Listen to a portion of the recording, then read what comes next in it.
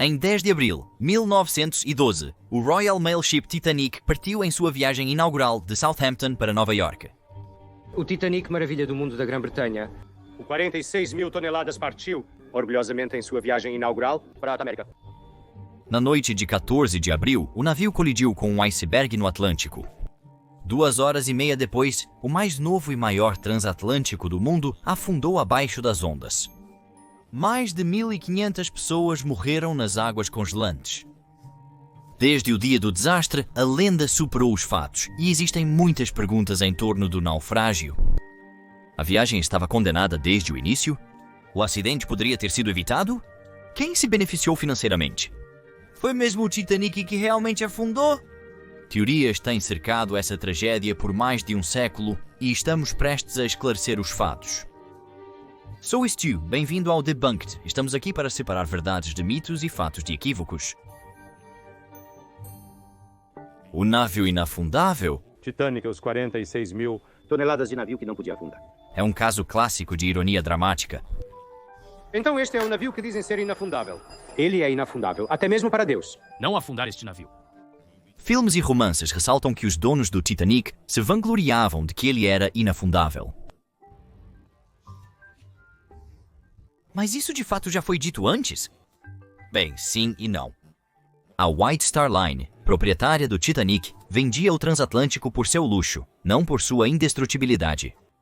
E luxo era o que interessava aos passageiros. Afinal, se você gastasse o equivalente a $50 mil hoje em uma passagem de primeira classe do Titanic, estaria mais interessado nas mordomias luxuosas do que na segurança do navio. Ainda assim, o Titanic era o navio mais avançado já construído na época, e um folheto publicado em 1900. Tis. Tanto quanto é possível fazê-lo, este maravilhoso navio foi projetado para ser inafundável.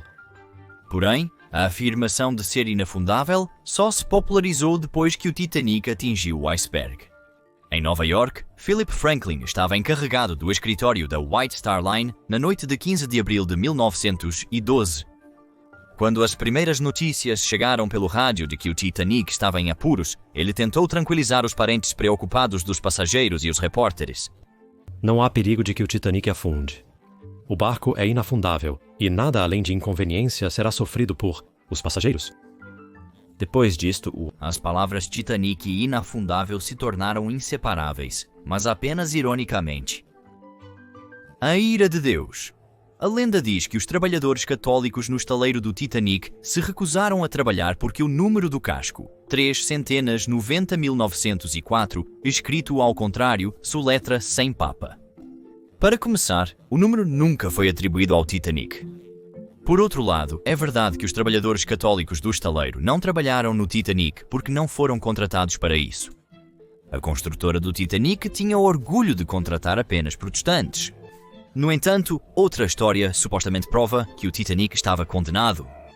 Como você sabe, seja indo para o mar ou para o espaço, é tradição batizar um navio quebrando uma garrafa de champanhe em sua proa, mas quando se tratou de batizar o Titanic, a garrafa se recusou a quebrar.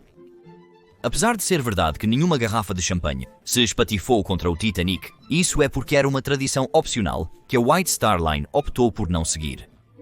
Em vez disso, eles mantiveram todas as 12.000 garrafas de vinho intactas para os passageiros beberem. A maioria dessas garrafas ainda está com o naufrágio e pode ainda estar bebível até mesmo. hoje, garrafas mantidas no fundo do mar são melhor conservadas do que nas melhores adegas.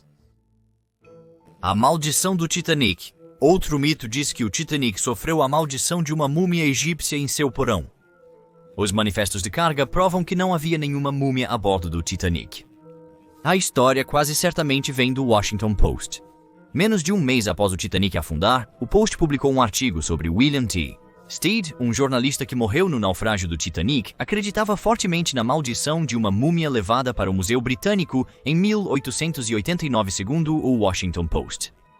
Porém, é somente a tampa pintada de um caixão de madeira. Stead inventou toda a maldição apenas por diversão e contou isso aos seus companheiros de viagem no Titanic. Quando os sobreviventes recontaram isso, o Washington Post juntou o desastre e a múmia pronto, maldição inventada.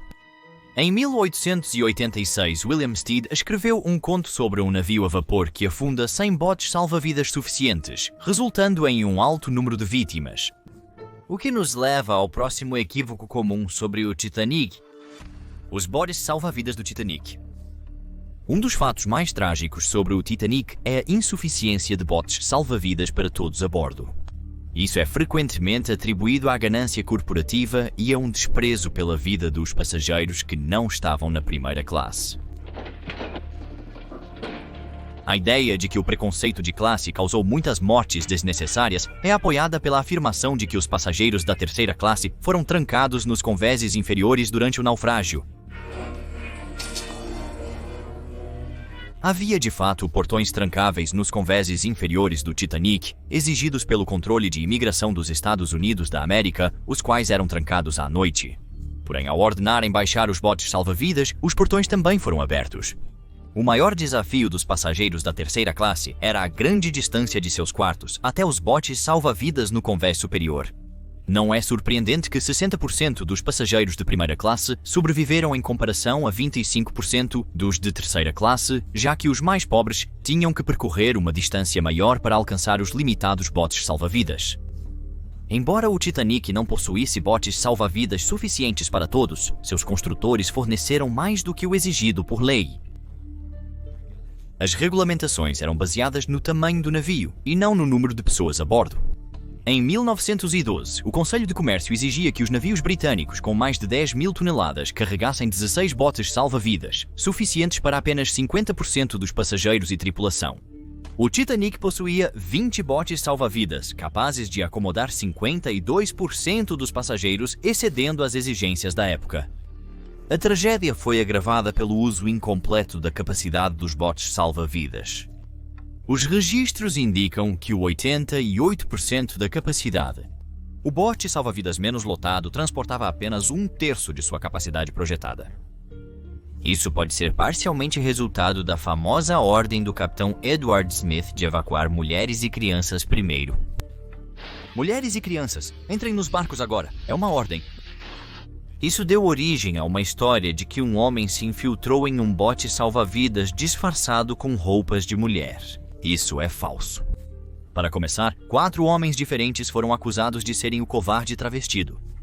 As investigações sobre o naufrágio provam que esses 4 homens entraram nos botes salva-vidas de maneira permissível, vestindo calças. No caso de William T. Sloper, a acusação veio de um repórter que estava irritado porque ele se recusava a falar com a imprensa. E Bruce Ismay, presidente da White Star Line, caiu em desgraça devido ao rumor de que deveria ter afundado junto com seu navio. Apenas um sobrevivente masculino foi encontrado vestindo uma peça feminina, o passageiro de terceira classe, Daniel Buckley. Ele já estava em um bote salva-vidas quando uma passageira jogou seu chale sobre ele para escondê-lo da tripulação, que forçava os homens a saírem dos botes. Ele manteve o chale quando o bote salva-vidas partiu para as águas frias do Atlântico. Este é o único caso de um homem escapando do Titanic graças à roupa de mulher. Mas a história dele não surgiu até depois que os jornais já haviam feito suas alegações sobre os outros homens. Porém, até a ordem de evacuar mulheres e crianças, primeiro não foi rigidamente seguida pelo primeiro oficial, William McMaster Murdoch. Ele ficava feliz em deixar homens no barco quando não havia mulheres ou crianças para embarcar. Você pode se lembrar de Murdoch do filme de James Cameron. Ele é o oficial escocês que se mata depois de atirar em alguns dos homens, passageiros tentando forçar o caminho deles para um bote salva-vidas. Use qualquer homem que tente passar. De mim, recuê. Isso nunca aconteceu. E não há relatos de tripulantes matando passageiros. O recorde de velocidade transatlântica é uma crença comum que o capitão Smith e sua tripulação estavam tentando estabelecer o recorde de velocidade transatlântica para ganhar o elogio da fita azul e, como tal, ignoraram vários avisos sobre o perigoso gelo na rota. O Titanic estava em velocidade máxima quando atingiu o iceberg, mas não porque o capitão Smith queria estabelecer recordes. O Titanic foi construído para conforto, não para velocidade. Ele era cerca de 5 nós mais lento que os transatlânticos mais velozes da época. Ademais, a rota seguida por Smith era 321 km e 868 metros mais longa que a rota de navegação mais rápida pelo Atlântico. Ironicamente, ele escolheu esta rota para evitar o perigoso gelo mais ao norte. Na verdade, a história de que Smith tentava estabelecer um recorde de velocidade vem dos jornais americanos, especialmente dos pertencentes a William Randolph Hearst. Hearst estava irritado com J. Bruce Ismay por não cooperar com a imprensa. Além de imprimir rumores sobre Ismay se vestir de mulher para sobreviver ao Titanic, Hearst inventou que Ismay ordenou ao capitão Smith fazer a travessia no menor tempo possível, desconsiderando a segurança dos passageiros. No entanto, é verdade que no dia em que afundou, o Titanic recebeu 6 avisos de perigo de gelo à frente. Pelo menos 3 desses foram relatados diretamente para o capitão Smith. Inquérito oficial do Senado dos Estados Unidos da América concluiu que nenhuma conferência de oficiais foi convocada para considerar esses avisos. Eles não foram levados em consideração.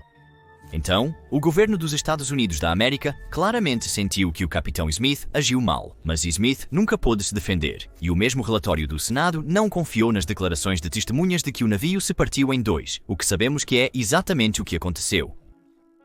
Por que Smith estava viajando em alta velocidade por águas geladas? A resposta pode estar em um incêndio em um dos depósitos de carvão do Titanic. O carvão frequentemente pegava fogo em navios a vapor graças à combustão espontânea, e isso aconteceu no Titanic. Em 2004, o engenheiro Robert Essenhive apontou que um método comum de controlar incêndios como esses era jogar o carvão em chamas na caldeira, o que significa que o navio teria que continuar navegando em alta velocidade, embora Essenheim admitisse que estava apenas especulando. Outro mito em torno do capitão Smith é que ele estava bêbado quando o Titanic atingiu o iceberg. Na verdade, ele estava em sua cabine após um jantar de primeira classe, então provavelmente não estava no melhor estado para desviar o navio dos icebergs, mas não precisava. Smith colocou o primeiro oficial Murdoch no comando, que teve que tomar as decisões urgentes quando os vigias avistaram o iceberg.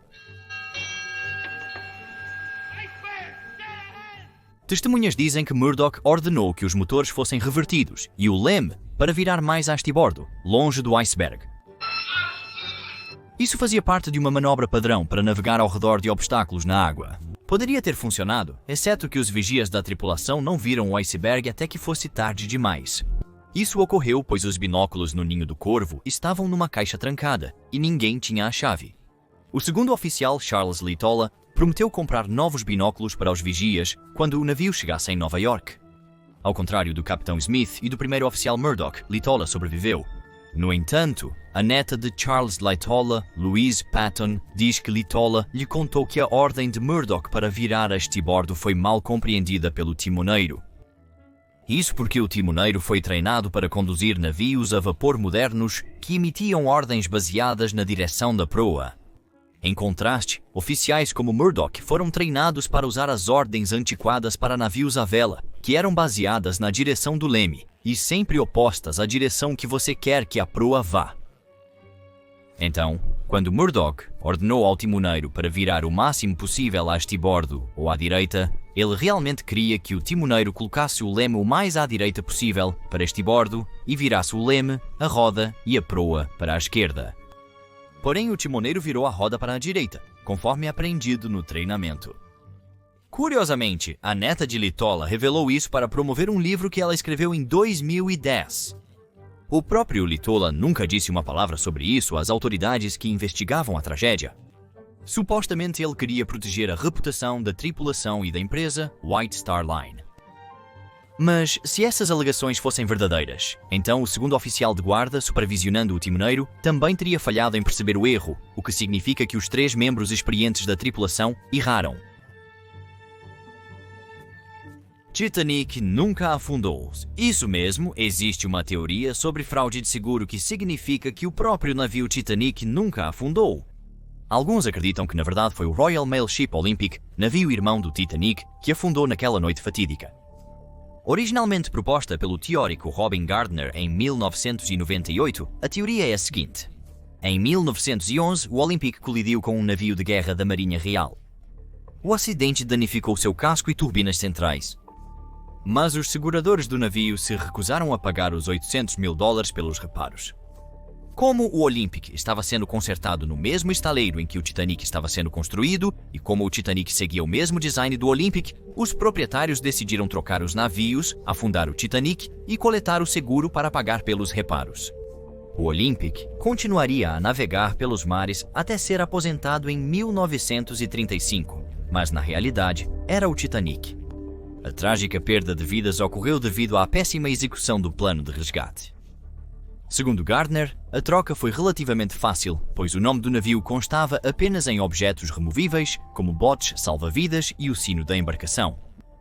Apesar das fotos mostrarem claramente os nomes dos navios na proa, essa teoria parecia plausível até ser analisada com cuidado.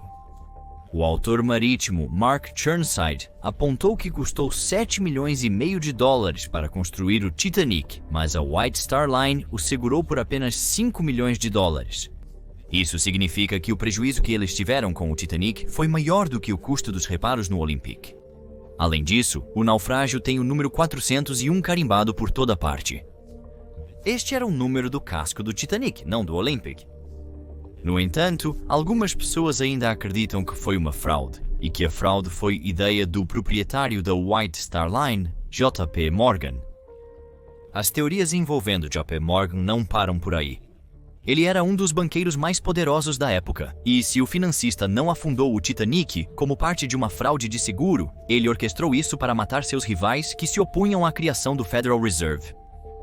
Mas o peso das evidências contra essa teoria ser verdadeira pode explicar por que há outra versão dela circulando na internet que diz que os Rothschilds planejaram isso.